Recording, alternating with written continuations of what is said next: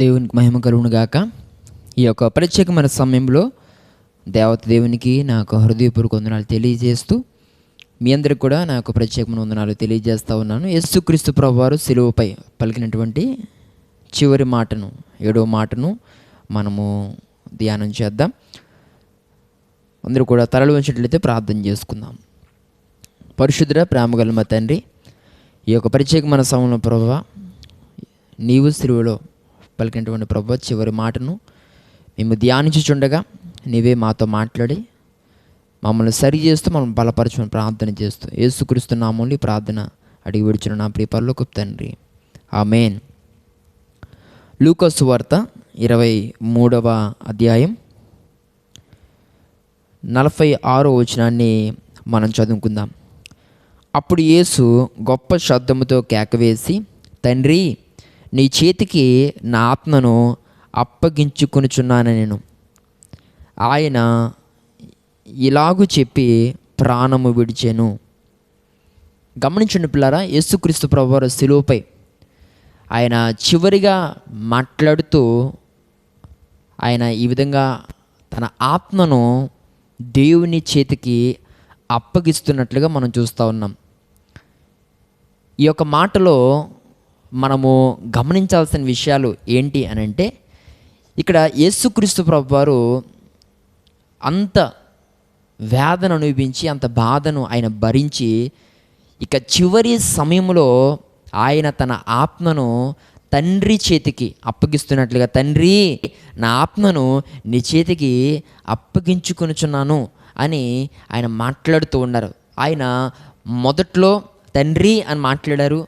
మరలా ఈ చివరి మాటలో మనము తండ్రి అనేటువంటి మాటని మనం చూస్తూ ఉన్నాం. మధ్యలో నా దేవా అనేటువంటి మాట కూడా మనము వింటాం. అయితే ఆ యొక్క మాట దేవునికి ఆయనకి మధ్య కలిగినటువంటి ఎడబాటును బట్టి, ఆ యొక్క రిలేషన్ తెగిపోయిన విధానాన్ని బట్టి ఆయన మాట్లాడినట్లుగా మనం చూస్తే, ఇక్కడ మరలా చివరిగా ఆ యొక్క తెగిపోయిన రిలేషన్ మరలా దేవునితో కలిగి ఉన్నట్లుగా, దేవునితో మరలా ఆ సంబంధాన్ని కలిగి ఉన్నట్లుగా మనము ఈ మాటని మనం చూస్తూ ఉన్నాం.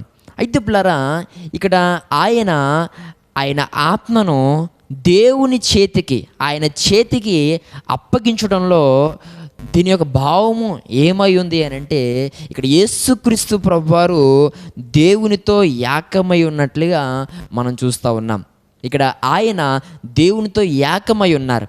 మొదట్లో దానికంటే ముందు కొంత ఎడబాటు కలిగినప్పటికీ మరలా ఆయన దేవునితో చక్కటి సహవాసాన్ని కలిగి ఆయనతో ఏకమవుతున్నట్లుగా మనం చూస్తూ ఉన్నాం. ఈ ప్రత్యేకమైన సమయంలో ఈయన మాట్లాడిన నా ప్రియ సహోదరి సహోదరుడా, ఇక్కడ దేవుని యొక్క సేవకుని నేను చెబుతా ఉన్నాను, నీకు పాపముతో ఉన్నటువంటి ఆ యొక్క సంబంధం తెగిపోయి నేటి దినాన ఈ చివరి మాటలో ప్రభు మాట్లాడుతుండగా నీవు మరలా దేవునితో మరలా ఏకమవ్వాలి.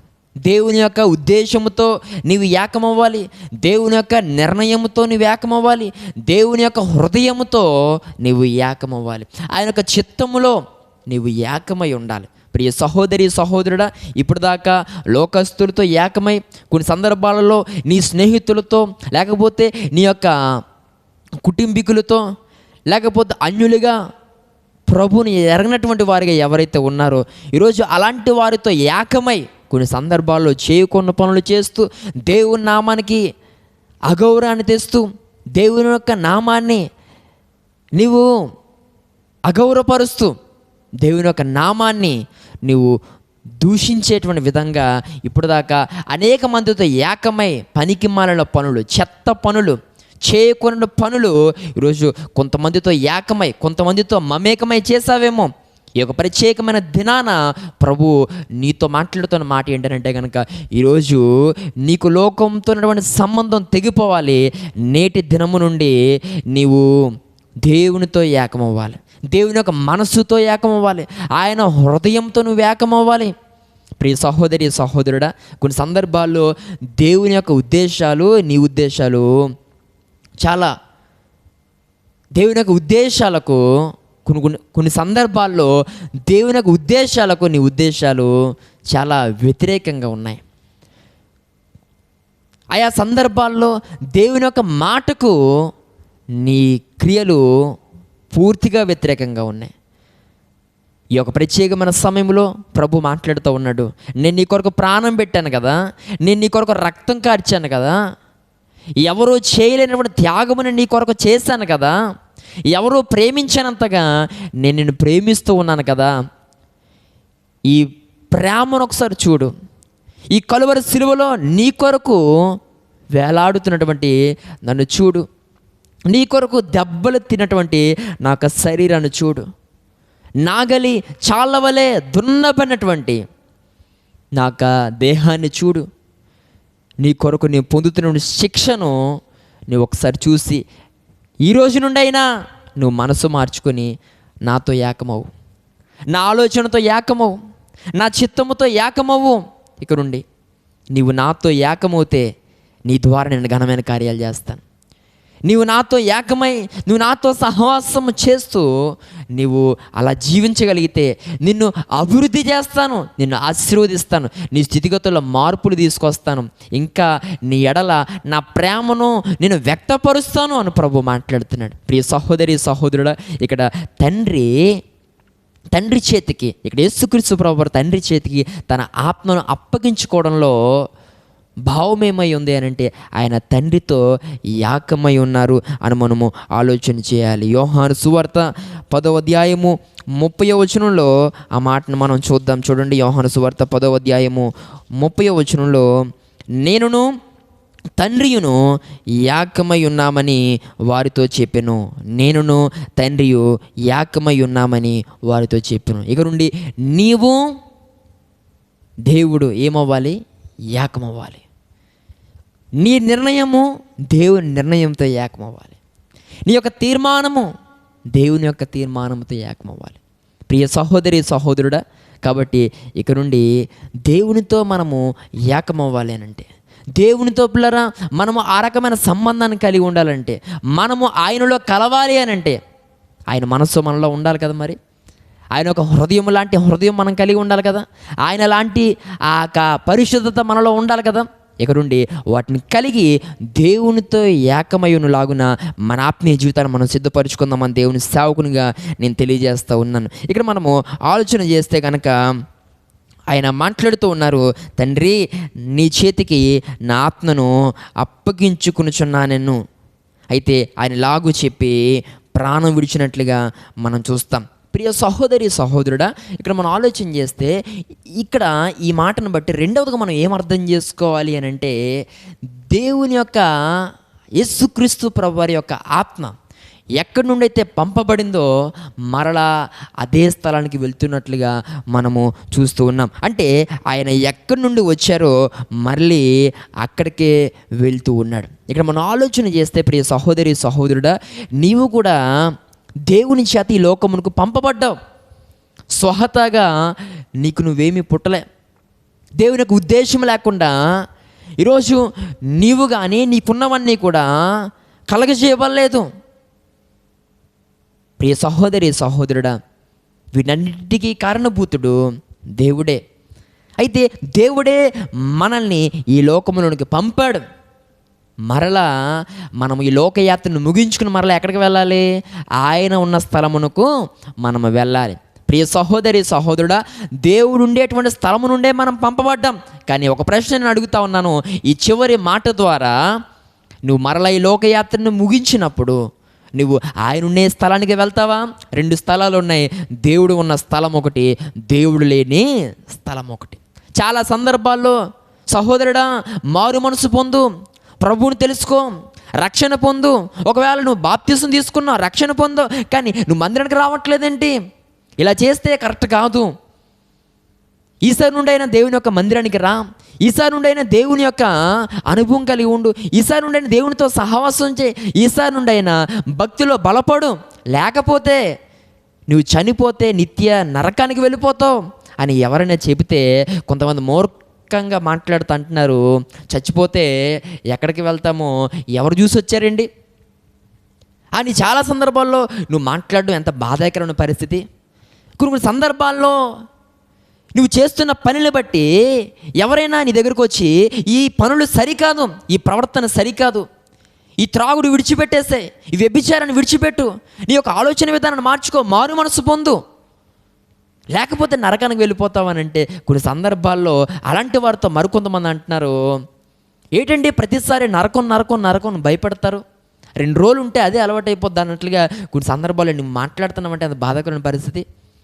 ప్రియ సహోదరి సహోదరుడా, నేను ఒకటే చెప్తా ఉన్నాను, నీవు పాపాన్ని అలవాటు చేసుకున్నంత ఈజీ కాదు నువ్వు నరకాన్ని అలవాటు చేసుకోవడం. అక్కడ అగ్ని ఆరదు, పురుగు చావదు. నువ్వేదో అనుకుంటున్నావు ఈ భూలోకంలో పాపం చేస్తున్నప్పుడు ఆ పాపం వల్ల నీకు కలిగేటువంటి ఆ సుఖాన్ని బట్టి, ఆ పాపాన్ని బట్టి నువ్వు అనిపించేటువంటి సంతోషాన్ని బట్టి, ఆనందాన్ని బట్టి నువ్వు అనుకుంటున్నావు దీన్ని మించిన సంతోషం ఉంటుందా, దీన్ని మించిన ఆనందం ఉంటుందా, నరకం చస్తే అప్పుడు చూసుకుందాంలే, అక్కడికి వెళ్ళినప్పుడు చూసుకుందాం. ప్రియ సహోదరి సహోదరుడు, చూసేది ఏది ఉండదేక జాగ్రత్త. నువ్వు ఇలానే జీవిస్తే దేవుడు లేని స్థలానికి వెళ్ళిపోతావేమో. ప్రియ సహోదరి సహోదరుడా, ఒక గంట తర్వాత నువ్వు ఎలా ఉంటావో నీకే తెలియదు. నీ యొక్క ఆరోగ్య పరిస్థితిని బట్టి, నీకున్నటువంటి పరిస్థితులను బట్టి నువ్వేమైపోతావో తెలియదు ఒక గంటలో. లేకపోతే రేపటికి నువ్వు ఎలా ఉంటావో తెలియదు, ఈ రాత్రికి నువ్వు ఎలా ఉంటావో తెలియదు. ఈరోజు బుడగలాంటి జీవితాలు, నీటి బుడగలాంటి జీవితాలు మనవి, ఆవిరిలాంటి జీవితాలు మనవి, వాడిపోయేటువంటి ఆ గడ్డి లాంటిది మన జీవితం. నువ్వు ఎప్పుడు హఠాత్తుగా మరణిస్తావో ఎవ్వరికి తెలియదండి. ఈరోజు మన జీవితాలు అలాంటివి. నువ్వు మారు మనసు పొందాలి. ఒకవేళ నీవు ఇలాంటి జీవితాన్ని జీవిస్తే, నువ్వు ఇలాంటి పరిస్థితులను బ్రతికితే కనుక, నువ్వు ఏ స్థలము నుండి అయితే నువ్వు పంపబడ్డావో మరలా నువ్వు తిరిగి ఆ స్థలానికి రాలే. యేసుక్రీస్తు ప్రభువారు పిల్లరా, తండ్రి ద్వారా ఈ భూలోకం పంపబడి మరలా ఆయన దేవుడు అప్పగించిన బాధ్యతలు నిర్వర్తించి, సువార్తను ప్రకటించి, అనేక ఆత్మల కొరకు తన ప్రాణాన్ని అర్పించి చనిపోయి మరలా ఆయన పంపబడిన స్థలానికి మరలా వెళ్తున్నట్లుగా మనం చూస్తూ ఉన్నాం. ప్రియ సహోదరి సహోదరుడా, ఈ భూలోకంలో నీవు కూడా ఇష్టానుసారంగా బ్రతకడానికి వీల్లేదు. ఈ రోజుల్లో పిల్లరా, మనుషులు ఎలా బ్రతుకుతున్నారంటే, బ్రతికి ఉన్నాం గనక బ్రతుకుదాం అనుకునేటువంటి వారు ఒక రకమైతే, బ్రతకాలి గనక బ్రతుకుదాం అనుకునేటువంటి వారు ఒక రకం. ఈరోజు ఈ మాటని కొంచెం మీకు అర్థవంతంగా మాట్లాడుతాను చూడండి. బ్రతుకున్నాం గనక బ్రతికేద్దాం ఏదోలాగా, తాగుతూనో తిరుగుతూనే తననలాడుతూనో తింటూనో పడుకుంటూనో వ్యభిచారం చేస్తూనో పాపము చేస్తూనో వంకరి జీవితాన్ని జీవిస్తూనో ఏదోలా బ్రతికేద్దాం, లైఫ్ని ఎంజాయ్ చేస్తూ బ్రతికేద్దాం. బ్రతుకున్నాం కనుక, ప్రాణంతో ఉన్నాం కనుక, బ్రతుకున్నప్పుడే ప్రాణం పోతే ఇంక ఇవన్నీ చేయలేం. బ్రతుకున్నాం కనుక ఇవన్నీ అనుభవించేద్దాం, ఇవన్నీ తినేద్దాం, సుఖశాంతులన్నీ కూడా పొందేద్దాం అనుకునేటువంటి వారు ఒక వింగ్ అయితే, ఇవేవి శాశ్వతం కాదు. ఒకానొక దినము ఈ లోకము, దాని యొక్క ఆశలు, దాని క్రియలన్నీ కూడా గతించిపోతాయి. కానీ దేవుని యొక్క రాజ్యమే స్థిరమైన రాజ్యం అని గుర్తించి మరికొంతమంది ఆ స్థలంలో బ్రతకాలంటే, ఆయన ఉన్న స్థలంలోకి వెళ్ళాలి అని అంటే ఏం చేయాలి అని ఆలోచిస్తూ బ్రతుకుతున్న వారు ఈ లోకంలో ధన్యులు. ప్రియ సహోదరి సహోదరుడా, ఒక మాట చెప్తా ఉన్నాను, నీ ఒకానొక రోజు చనిపోయిన తర్వాత దేవునితో బ్రతకాలి కనుక అది మనస్సును పెడుతూ కొన్ని సందర్భాలు ఈ భూలోకంలో బ్రతుకుతున్నావా నీవు? జాగ్రత్త. హఠాత్తుగా మరణం వస్తే కనుక ఏ స్థలానికి వెళ్తావు నువ్వు? ఏ యొక్క పరిస్థితిలో నువ్వు వెళ్ళి ఉండబోతా ఉన్నావు? జాగ్రత్త. నువ్వు దేవుడు ఉండే స్థలానికి వెళ్ళాలంటే దేవుని మాట వినాలి. నువ్వు ప్రతిరోజు దేవునికి ప్రార్థిస్తూ ఉండాలి. అనుదినము దేవుని యొక్క త్యాగాన్ని జ్ఞాపకం చేసుకుంటూ ఉండాలి. సిలువను చూసిన వెంటనే అది ఆయన ఉండాల్సిన స్థలము కాదు. నేను నా పాపముల చేత నేను ఆ స్థలాన్ని ఎక్కాలి, కానీ ఆ స్థలము నుండి నన్ను విడిపించి యేసుక్రీస్తు ప్రభువారు ఆయన ఆ స్థలానికి వెళ్ళారు కనుక ఆ త్యాగాన్ని జ్ఞాపకం చేసుకుంటూ, కృతజ్ఞత కలిగి, బ్రతుకును సరి చేసుకుంటూ, ప్రవర్తనను దిద్దుకుంటూ బ్రతికే ప్రయత్నం చేస్తున్నావా? యేసుక్రీస్తు ప్రభువారు తన ఆత్మను తండ్రి చేతికి అప్పగించుకోవడంలో అర్థం ఏంటి అని అంటే, ఆయన ఎక్కడి నుండి అయితే పంపబడ్డారో మరలా అదే స్థలానికి వెళ్తున్నట్లుగా మనం చూస్తూ ఉన్నాం. ఈ ప్రత్యేకమైన సమయంలో ఈయన మాట్లాడుతున్న ప్రియ సహోదరి సహోదరుడా, అయితే ఇక్కడ ఆయన మాట్లాడుతూ, తండ్రి నీ చేతికి నా ఆత్మను అప్పగించుకొనుచున్నాను. ఇక్కడ ఆయనే తన ఆత్మను దేవుడి చేతికి అప్పగించుకున్నారట. ఈరోజు దేవుని సేవకునిగా చెప్తా ఉన్నాను, నీ జీవితాన్ని కూడా దేవుని చేతికి అప్పగించు. ఇప్పుడు దాకా నీ జీవితాన్ని లోకానికి అప్పగించావేమో, ఇప్పుడు దాకా నీ జీవితాన్ని నీ స్నేహితులకు అప్పగించావేమో. రే, నా జీవితాన్ని ఎలా పాడు చేసేస్తారో పాడు చేసేయండి, నన్ను ఎలా నాశనం చేసేస్తారో అలా నాశనం చేసేయండి. ఇప్పుడు దాకా నీ జీవితాన్ని స్నేహితుల చేతిలో పెట్టి, రే నాకు అవి అలవాటు చేయండి, ఇవి అలవాటు చేయండి, నాకు వ్యభిచారం అలవాటు చేయండి, నాకు త్రాగుడు అలవాటు చేయండి, నాకు సుట్ట, సిగరెట్, బీడి, పాన్ పరాకు, కైనీలు ఇలాంటివన్నీ కూడా అలవాటు చేయండి ఈ జీవితానికి, లేకపోతే ఈ దేహానికి అని కొన్ని సందర్భాల్లో పూర్తిగా నీ దేహాన్ని తీసుకెళ్ళి స్నేహితుల చేతిలో పెట్టేశావా? ప్రియ సహోదరి సహోదరుడా, పూర్తిగా నీ జీవితం తీసుకెళ్ళి లోకం యొక్క చేతికి నీవు అప్పగించావా? ఈ ప్రత్యేకమైన సమయంలో ప్రభు మాట్లాడుతున్నాడు. అందుకే కొంతకాలంగా నీ జీవితంలో ఎదుగుదల లేదు, అందుకే నీ జీవితంలో కొంతకాలంగా పరిపక్వత లేదు, అందుకే నీ జీవితంలో కొంతకాలంగా ఎన్నో రకాలైన ఇబ్బందులు, బాధలు, సమస్యలు, వేదనలు.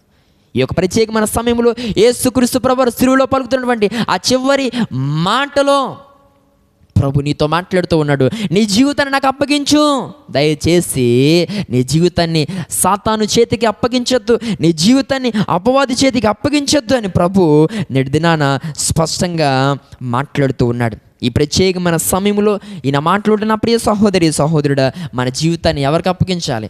దేవుని చేతికి మనం అప్పగించాలి. లేకపోతే మన జీవితము అపవాది చేతికి అప్పగించేటువంటి పరిస్థితులు వస్తాయని దేవుని సేవకుని నేను చెబుతూ ఉన్నాను. తిమోతికి రాసిన మొదటి పత్రిక మొదటి అధ్యాయము 20వ వచనంలో మనం చూస్తే, వారిలో హుమెనైను అలెగ్జంద్రును ఉన్నారు, వీరు దూషింపకుండా శిక్షింపబడుటకే వీరిని సాతానునకు అప్పగించితిని. ఇక్కడ మనం ఆలోచన చేస్తే ఈ ఇద్దరు యవనస్తులు ఎవరి చేతికి అప్పగించబడ్డారు అని అంటే సాతాను చేతికి అప్పగించబడ్డారు. ప్రియ సహోదరి సహోదరుడా, నీ యవ్వన జీవితాన్ని సాతాను చేతికి అప్పగించావేమో.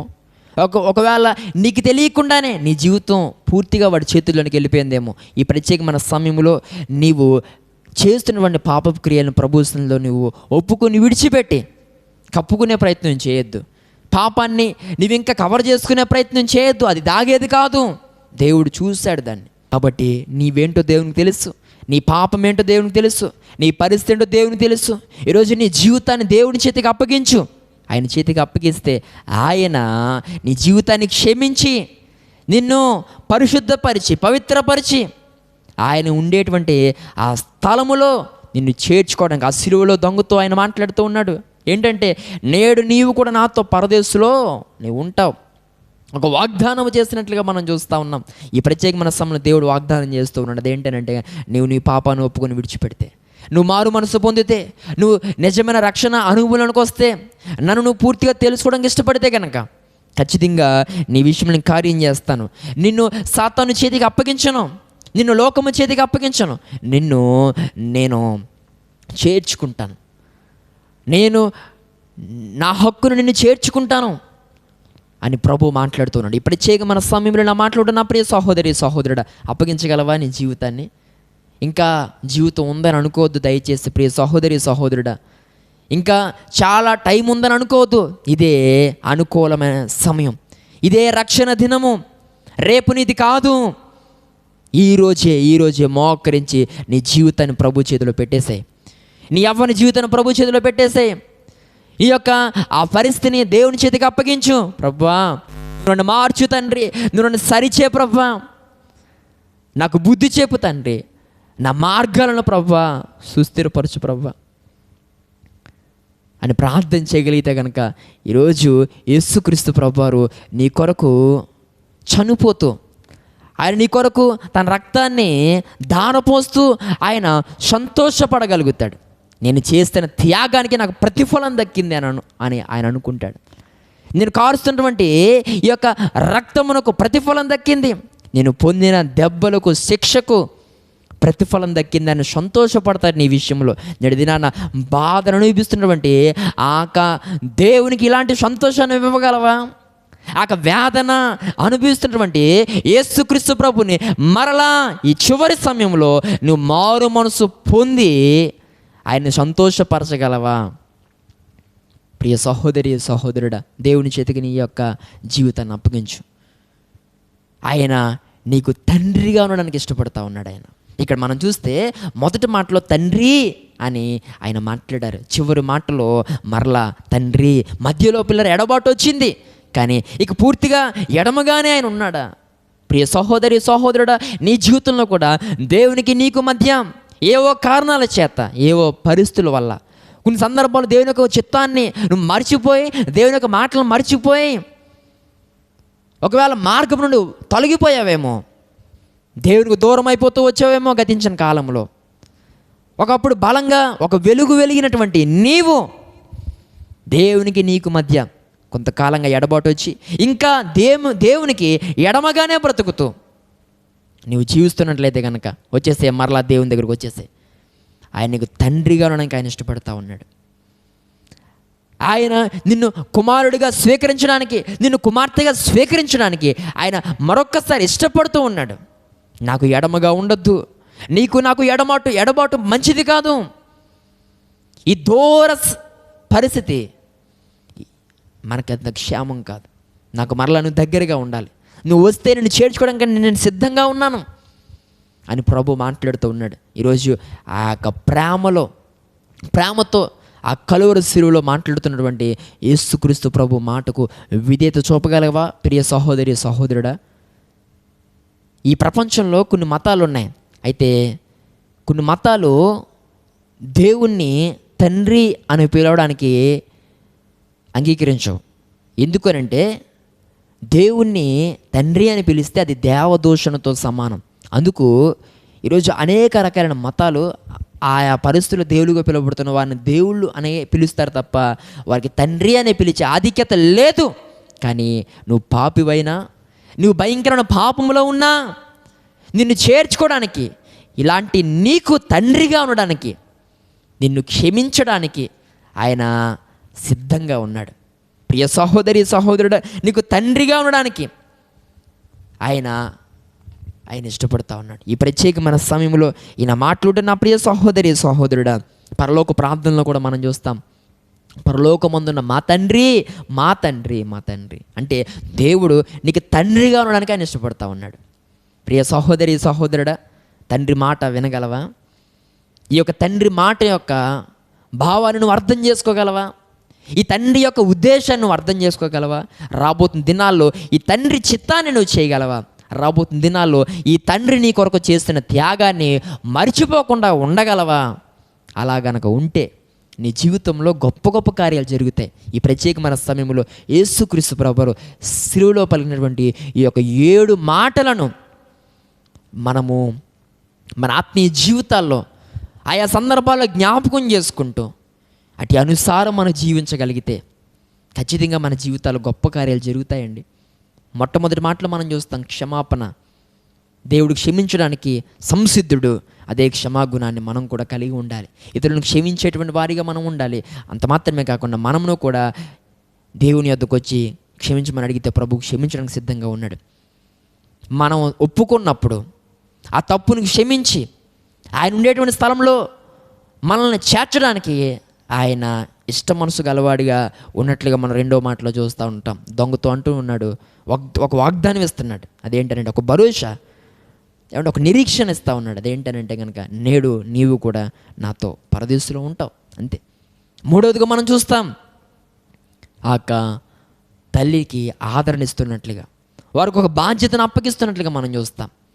ఆ 4వ మాటలో ఎడబాటు కలిగింది, అయితే అది పాపాన్ని బట్టని, అది మనము చేసినటువంటి దోషములను బట్టని, ఇవన్నీ కూడా ఆయన మీద మోపబడ్డంతో ఆయన పాపిగా మార్చబడి, నా చెయ్యి ఎందుకు వదిలేసావు, ఈ ఎడబాటు మీ వలనే కలిగింది అని ప్రభువు మాట్లాడుతున్నాడు. ఆ 4వ మాటలో మనం చూస్తాం ఆ బాధ సృష్టి చూడలేకపోయింది. సృష్టి అంతా కూడా చీకటి అయిపోయింది. సృష్టి వేదన పడుతుంది, ప్రసవ వేదన అనిపిస్తుందని మన వాక్యంలో చూస్తూ ఉంటాం.